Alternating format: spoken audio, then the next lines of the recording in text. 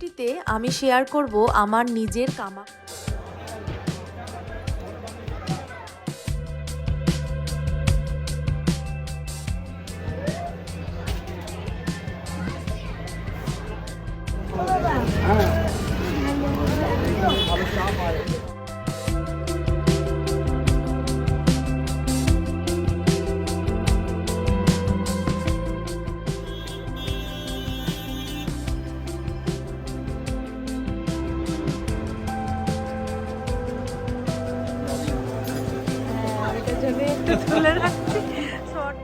নমস্কার বন্ধুরা, আমি পুষ্পিতা চলে এসেছি আজকে আবার নতুন একটি ভিডিও নিয়ে। আজ আমি দাঁড়িয়ে আছি ভারতের অন্যতম পবিত্র শক্তিপীঠ মা কামাখ্যার মন্দিরে। অনেকদিন ধরেই ইচ্ছা ছিল এখানে আসার, অবশেষে সেই স্বপ্ন পূরণ হলো। সত্যি বলতে ক্যামেরায় এই যে জায়গাটা দেখছেন তার যে সৌন্দর্য যতটা দেখা যায়, বাস্তবে তার অনুভূতি কিন্তু অনেকটাই গভীর। আজ আপনাদের সঙ্গে ঘুরে দেখাবো এই পবিত্র মন্দির, জানবো কিছু ইতিহাস, কিছু বিশ্বাস আর আমার নিজের অভিজ্ঞতা।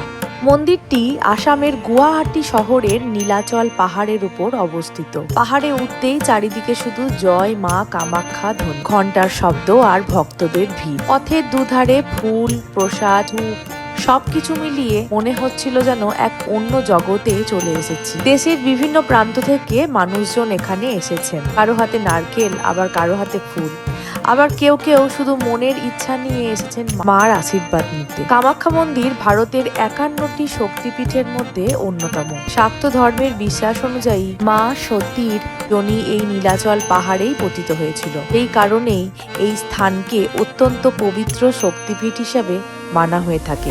এখানে একটি বিষয় অনেককেই অবাক করে, এই মন্দিরে কোনো দেবী মূর্তি নেই। গর্ভগৃহের ভেতরে একটি প্রাকৃতিক শিলাখণ্ড ও তার উপর প্রবাহিত একটি চিরন্তন ঝর্ণার জলই মা কামাখ্যার প্রতীক হিসেবে পূজিত হয়। বর্তমান মন্দিরের মূল কাঠামো কোচবিহারের রাজা নরনারায়ণ ও তার ভাই পুনর্নির্মাণ করেছিলেন। গর্ভগৃহে প্রবেশের সময় এক অন্যরকম অনুভূতি হচ্ছিল।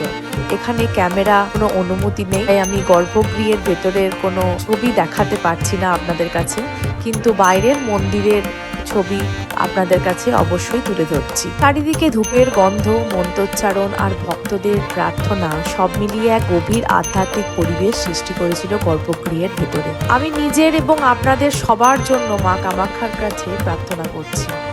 অনেকেই বলেন এখানে মন থেকে প্রার্থনা করলে মা সেই প্রার্থনা শোনেন। এটি বিশ্বাসের বিষয়, আর সেই বিশ্বাসই লক্ষ লক্ষ মানুষকে প্রতি বছর এই সময় এখানে টেনে নিয়ে আসেন। আজকের এই যাত্রা আমার জীবনের এক অন্যতম স্মরণীয় অভিজ্ঞতা হয়ে থাকবে।